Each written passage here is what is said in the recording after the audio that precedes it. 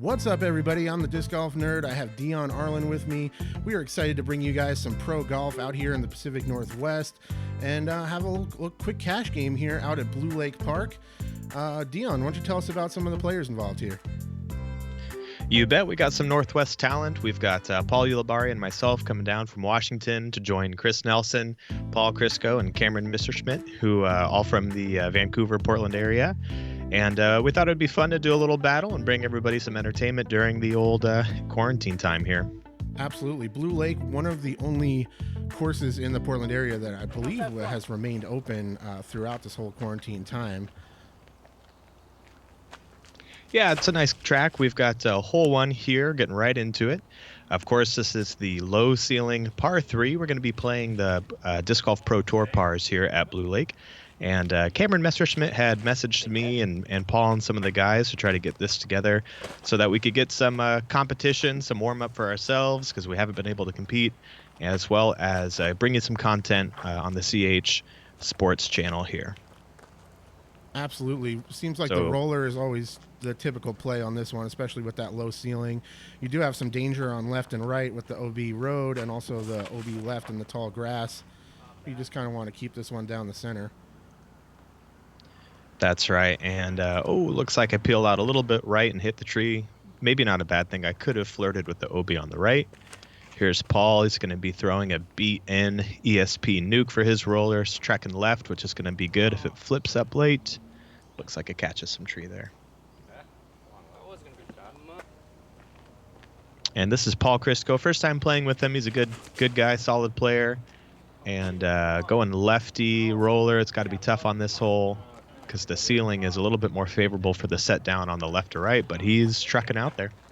Yeah, that seems to be a fine position there. It's really, really hard to access the green on this one. I mean, we've seen it a couple of times on coverage, but for the most part, it seems like you really just want to get one down there so you can have an easy up and down for the 3. Yeah, 3 is a great score on this hole. Pretty normal. Great drive will get you a bonus too. Looks like he got caught up there a little early. That's right. And now the approach becomes a little bit tricky. Again, stays low ceiling all the way to the green.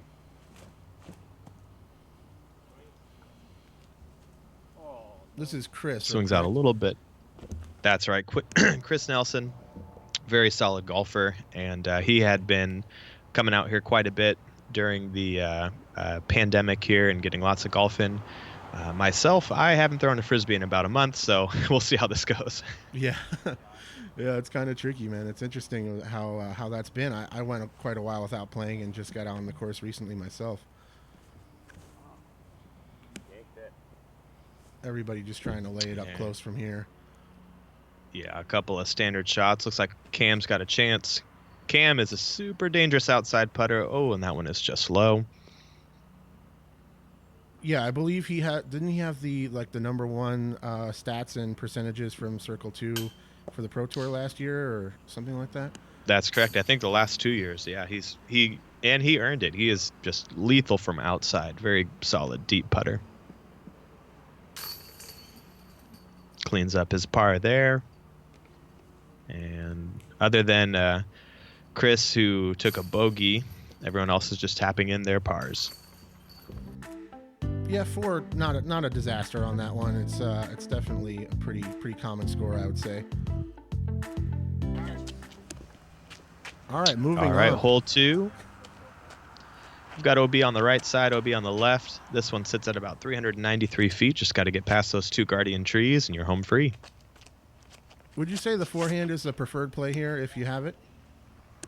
If you got the power, yeah, the shot that goes from left to right is a little bit safer. Cameron sawed that off a little bit. Yeah, I know. I'm going with the... Sorry, go ahead. Oh, I'm going with the ESP Zeus here, which I haven't thrown a lot of forehands with, but a very fast, reliable driver trying to get some good distance on this pump. Nice. That's a new addition to the bag, huh? That's correct. Excellent. Yeah, I was going to say the common thing with amateurs here is to go out over the road, which gets kind of sketchy. If you turn one over, you can definitely get into some big trouble. Yeah, there's a lot less forgiveness over the road there. A little bit more room working left to right. Paul is going to step up, Throws the ESP nuke again. Oh, navigates the ceiling perfectly. Look at that. That's a beautiful line from Paul. That's pretty textbook on that inside line between the trees there. In warm-ups, Paul was spraying him everywhere. I have to bring that up because he hit a car when we were practicing. Oh, no. And then he just steps up and parks it in the real round. Yeah. Cracked me up. Ooh, this one looks dangerous. Yeah, just a little too wide there. Stayed out in the tall grass. So for folks not familiar with this course, anytime you see any of the tall grass and kind of unmowed areas, there'll be some blackberries as well. All of that is playing as OB, so you really gotta stay out of there. Also, very dangerous to throw your plastic in there because it's really hard to find. That's right. And we saw Chris Nelson there throw a very good turnover backhand up into the green, and Crisco laying up here and inside the circle. A little chip hyzer, that should work out just fine. Cam looking at another deep look, and a little bit low again. That one's a little bit tougher with the ceiling on the tree branches there. You can see how he really pops it out there, and it'll kind of like flutter and then kind of settle into its line and start tracking the basket. That's right, and a nice birdie putt from Chris Nelson there. Oh, yeah, Chris is one of the most solid players and putters. He's a up-and-comer. I think he's going to be dangerous for a long time in the Northwest. What are you putting with? I have a breaker in my hand on this putt, and I usually putt with either a ringer or a breaker. It was actually really warm. We filmed this on one of the really warm days here in Portland, and I was having a little bit of a tackiness issue on my putter, which sometimes I switch to the breaker. It's a little bit stiffer. Oh, okay. It almost looked like Paul was kind of having a similar issue there, making sure he had a good grip on that, not too much kind of a sticky grip in your hand. Oh, a chain out there from Paul C. And Cam just cleaning up here for his par. No problem.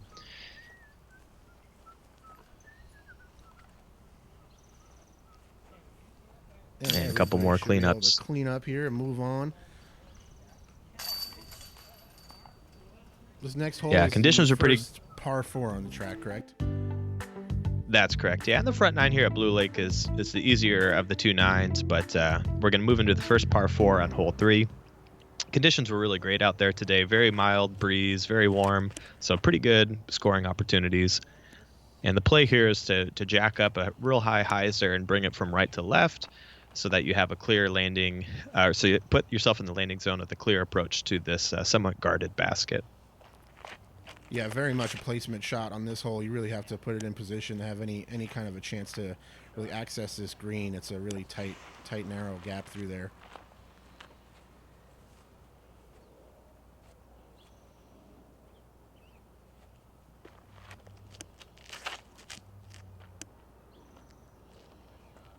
Looks to be a good angle from Cam. Yep, a couple of big hyzers. Those are all going to be in about a similar spot. I'm going to go with the TI force, and I'm going to try to get aggressive here. I'll go a little bit higher, a little bit spikier, and try to hug it to the left side and kind of flirt with the OB. We'll see how this goes.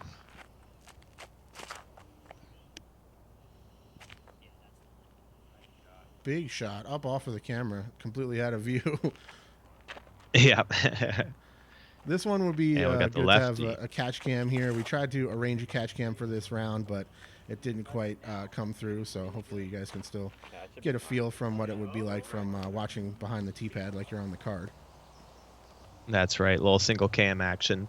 That's all right. Paul with the beautiful lefty hyzer bomb puts himself in a perfect position. And here we have Uli trying to thread the needle on that low forehand to access this protected basket. Yeah, I've never seen that lefty route like that. That was interesting. Yeah, I have never been able to really get out and play casual rounds at Blue Lake, but I have a feeling I could get a forehand to thread that backside, and that would be pretty rad. That would be cool. Maybe something to try next time you're out here. Yep. I've only played Blue Lake in Worlds, Pro Tours, and cash rounds. Yeah.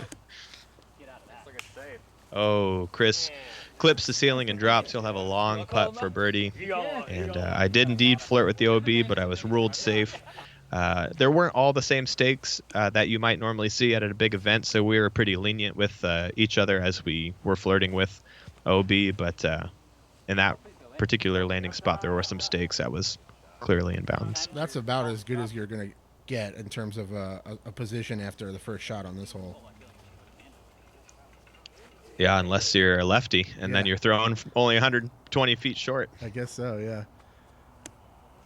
Long bid from Nelson, just shy. He's got a laser long putt. This green area looks a lot bigger on camera than it actually is when you're out there on the course. When you're assessing this shot, the gap to hit through that area and access the green looks pretty tight, and there's definitely a lot of danger around this basket. If you go a little bit too long, or if you saw one off, you can definitely end up OB on the approach as well. That's right, and it's not a flat landing zone. It does actually slope away from from where you're approaching from.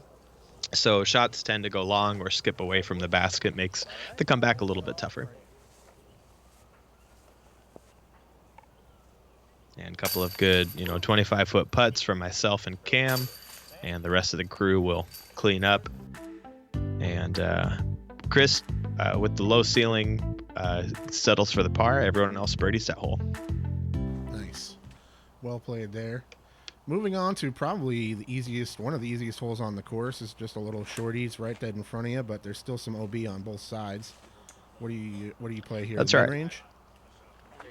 That was Paul throwing the Z Wasp. I actually go with the Zeppelin, ESP Zeppelin, kind of a slow, floaty putter that I've really fallen in love with in this past season. But the danger is right up by the basket, just kind of pinches in, OB on the left, and then that tree line on the right can swallow some plastic. Yeah, you see a lot of players ending up in that, I don't know if it's a cedar or whatever on the right-hand side there. You can punch into there and have a very obstructed look at the basket. That's correct. One time. And Paul C, beautiful lefty run right over the top. Great shot. That was beautiful. And Nelson throwing the TI buzz here. I was gonna say, do you know much about the plastic the other gentlemen are throwing that are unsponsored rather? Yeah, I kept an eye on most of it. Cameron here is just recently sponsored by Gateway, but he throws a mixed bag, so he's got a little bit of everything. And he threw, I can't remember the name of it now, but he threw a new putter, I think, from Gateway. That was nice and slow and floaty. And then I know a little bit about what the other two guys are throwing, and I'll try to submit those guesses when they're going. Good hit there from a little bit inside that tree I was mentioning, but luckily you're able to take a knee and stretch out there and still clean up. Yeah, happy with that putt.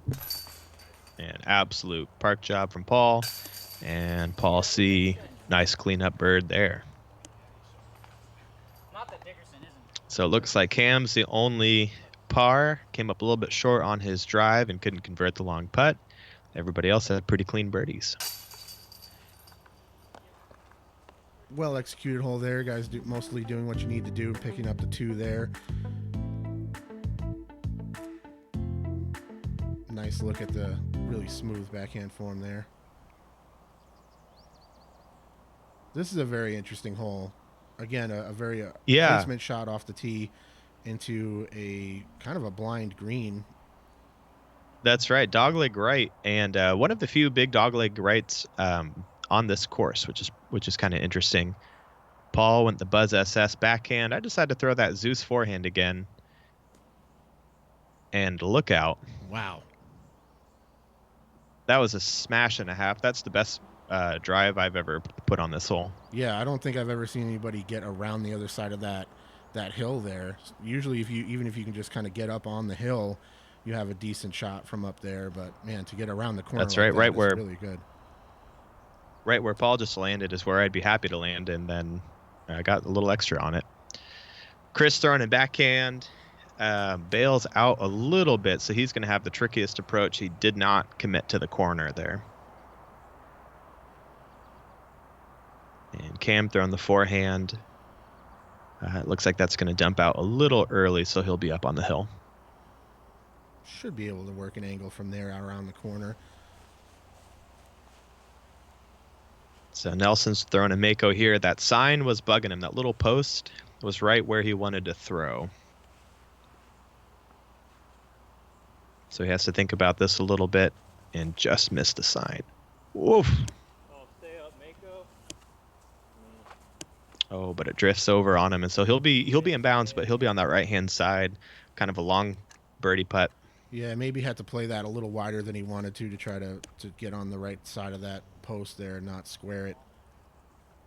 That's right. Paul has the split the upright shot and puts the Raptor right through it. Basically played that right over the rough that runs in between this hole and the previous hole. That's right. Cam follows the same line. I think has a similar result. And Paul from the hill. This is a good position and a nicely laid out for a lefty approach here. Yep. Good touch. And I'm so close. I actually kind of freaked out on this shot. I had no idea. I've never practiced this approach. This is ridiculous. That is crazy. I'd be happy to be there. Maybe too. like yeah, maybe 140 feet shy, and I'm kind of like, what do I do here? What do I do? Yeah, my experience with this course is obviously more from an amateur perspective, and I've seen some big numbers and some bad positions, and yeah, there's all kinds of different trouble you can get into on this hole. That was about as perfect a spot as you could hope for. Oh, and Cam shows why his outside putting is so dangerous. Great Converts hit the there. birdie there. That was dead center too, right in the heart. Now Chris also has about a 35-footer, maybe 40-footer down the hill, looking at it with OB behind him.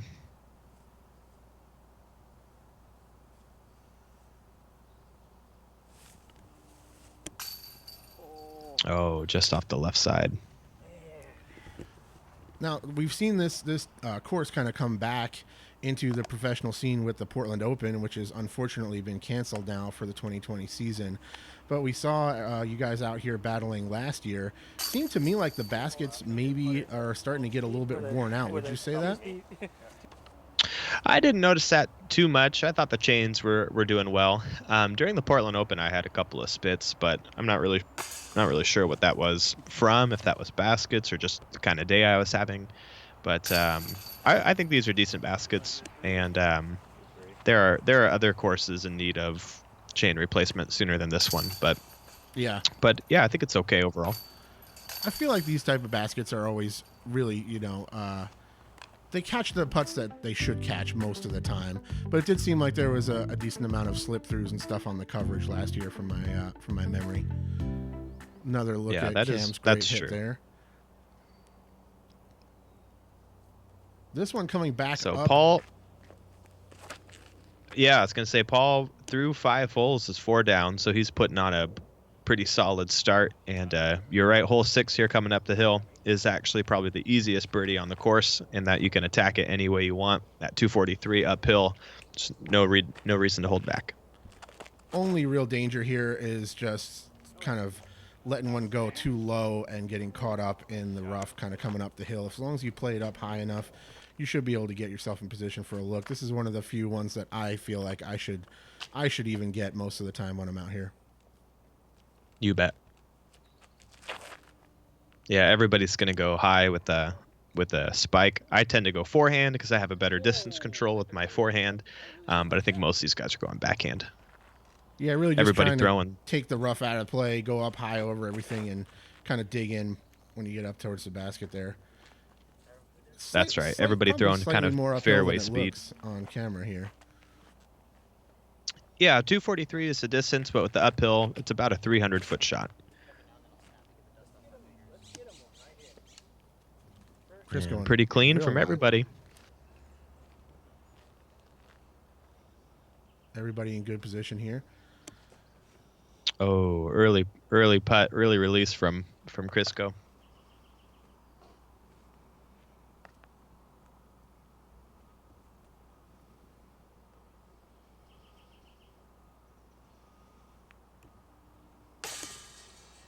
Oh, and then low putt from Cam. So two missed opportunities there. They were both inside the circle.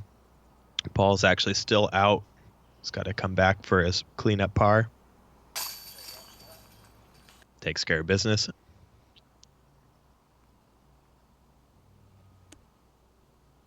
And Uli for birdie to go 5 for 6. Got it. Yeah, Yuli definitely in control here, playing calm, just doing what he needs to do. What's Paul putting with right now? Is that a Challenger? Yeah, that's a Cam Todd Challenger that he's putting with. He's got some old Cam Todds, a little bit stiffer blend, I believe, of a Challenger. Nice. And through a third of the way there, we've got Paul at 5. I'm right behind him at 4. Chris and Cam tied at -2, and Paul C even par. Hole 7 is a par 4. One of my favorite holes actually on the course, with a long, low ceiling.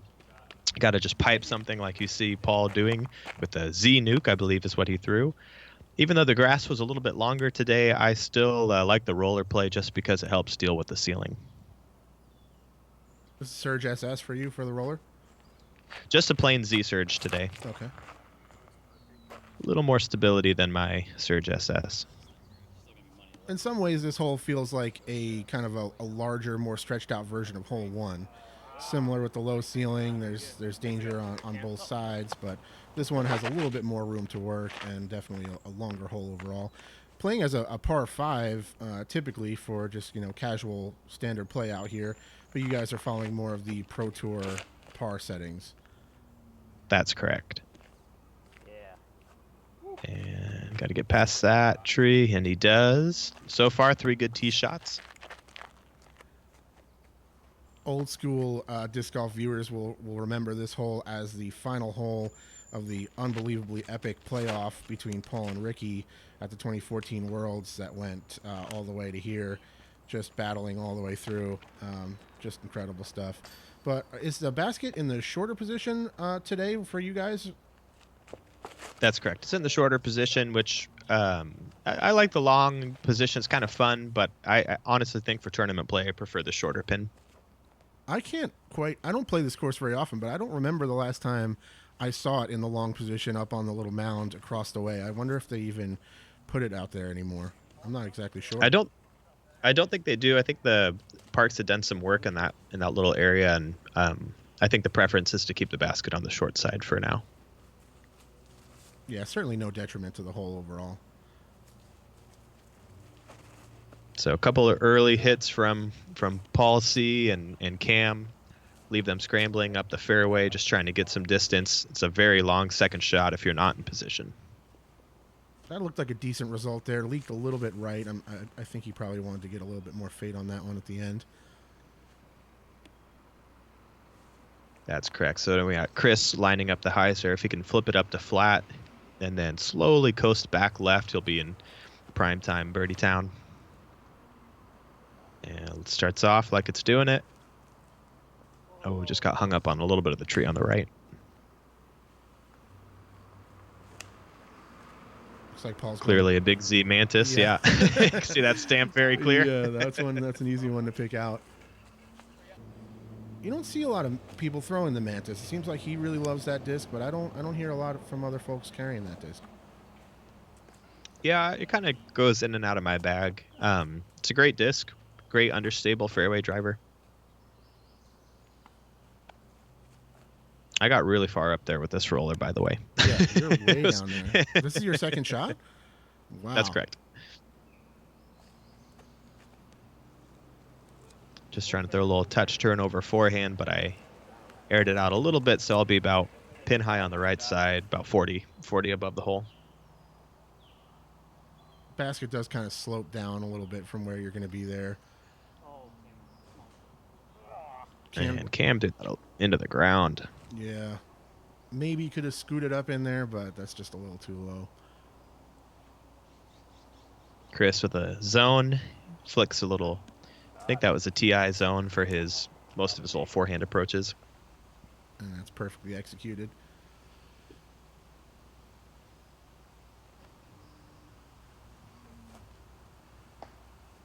And uses the backstop there, no problem. Seemed like a long reach back for a short forehand like that. Interesting. Interesting Yeah, swing. yeah, and he put a little too much heat on it, but that's one of the things with that forehand approach. You gotta have to kind of work on your touch. Cam with a long bid there, not quite enough height to get it up in chain high as it swooped in there. And here is Paul from outside the circle. Just a little soft. Heiser's out early, Good bid. and now I've got a chance to take one on the card with a little bit of a long putt down the hill here. A lot of shade on this hole, making it a little bit difficult to see on camera the basket in the shade there. Especially difficult because of how bright it is outside of the shade. Just a little low. Yeah, it's probably best that we didn't see that putt just bang off the cage. Man, again, we see you get yourself into incredible position and then just let the upshot leak a little bit. Yeah, that's kind of my routine these days. I like Blue Lake from the driving perspective. I can hit lines and get good distance off the tee, but without practice, I'm a little bit weak on the green. And in general, it's not the strongest part of my game. So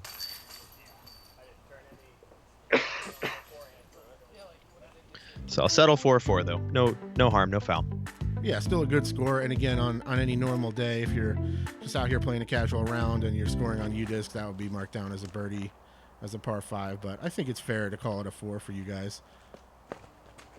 I agree. We're moving over to hole 8. Treacherous little creek there that runs in the middle, and Paul did not clear the creek, or I should say ended up in the creek. You're going to see some kind of decisions here from the group after the first couple tee shots. I won't spoil it for everybody, but I'm throwing the Z Predator, push it out wide, and I also sail out of bounds. I think everybody who's played this course has ended up down in that creek at some point. It seems to really eat a lot of shots, even forehand and backhand. A lot of roads lead to that little ditch there for sure. That's correct, and 3 in a row out of bounds. So Cam has a chance to make the correction here. Just got to make sure you commit to getting over top of the forehand and not letting it leak right.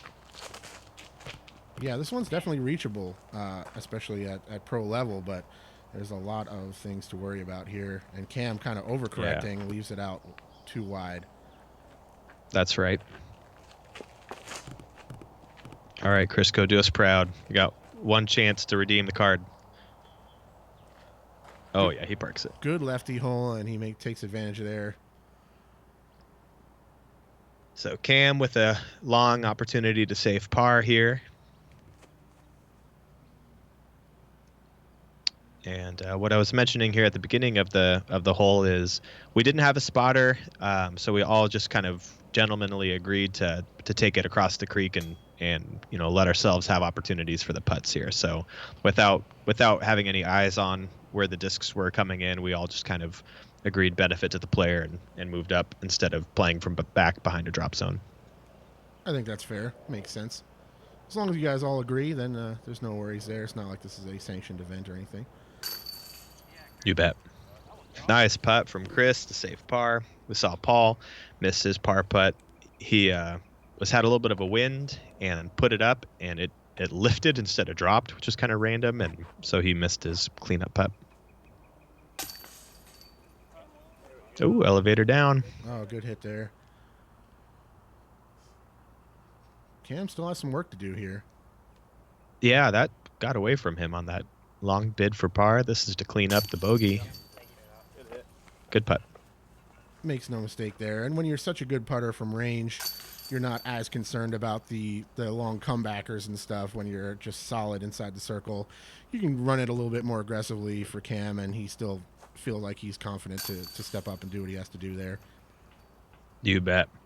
So Crisco takes the only birdie and some strokes on the group. So everyone else getting either a par or bogey. That hole showing its teeth for sure. Not much to worry about on this one. No, this is the easiest hole ever. This is hole 9, par 4, and only at 508 feet. Basically, you just play into a 350 to 400 foot landing zone, and then you've got 100 to 150 approach to a very small green, but very easy wide open shot. Would you ever I have consider trying to pump it up there and see if you can get a look at a 2 on this one, or is it just too easy to take the 3 and move on? Yeah, it's not worth it, and unless the wind was perfect, I don't think that the way that I throw distance really suits the shape of the hole. So I would have to go over the left side for a turnover, and that just makes it such a hard shot to pin a 500-foot hole. So yeah, not worth it for me. Blowing past the landing zone and going OB is probably about the only way to really mess up this hole too. So there's really no reason. You throw the hyzer up over, you got a ton of room to land, and then you have the little spike hyzer into the green. Even for a noodle arm amateur like me, this is a hole that I'm definitely looking to get the 3. Yeah, I throw the Predator off the tee, and I just throw a normal shot, and I think I've landed in the same spot 9 times in a row, and I'm slowly dialing in my approach shot to try to 2 it from the approach. So I'll sooner eagle it from the fairway than the tee. Yeah, it's probably a safer approach overall. And Paul makes no mistake just chipping it up in there. You can see once you get to this landing zone, there's really not much danger here. Everybody just got a little putter up and down. I forget what the exact stats were for the Pro Tour event here last year, but I believe it was basically like everybody got the 3 here pretty much. That's right.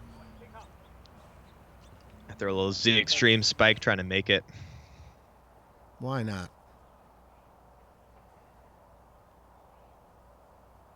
Yeah, as we finish out, nice putt from Crisco there, picking up the birdie. So we finish out seeing our tap-ins. You'll hear us talking about where this basket could actually be, and we think just making a secondary green along the walkout and closer to 10's tee pad would be a more interesting par 4, and there's plenty of space and no reason not to try a pin over there in coming events. Nice. Yeah, from what I understand, I don't know of any like real major changes that the course has undergone since it's gone in prior to the 2014 World. So yeah, definitely plenty of space to kind of reimagine this course as we go forward with disc golf. And that is it. After 9, we got you and Paul. Ulibarri tied at 5 down, Chris at 3 down, Cam 1 down, and also Paul. So good action there. You guys all under par heading into the much tougher and more stretched out back 9 here at Blue Lake.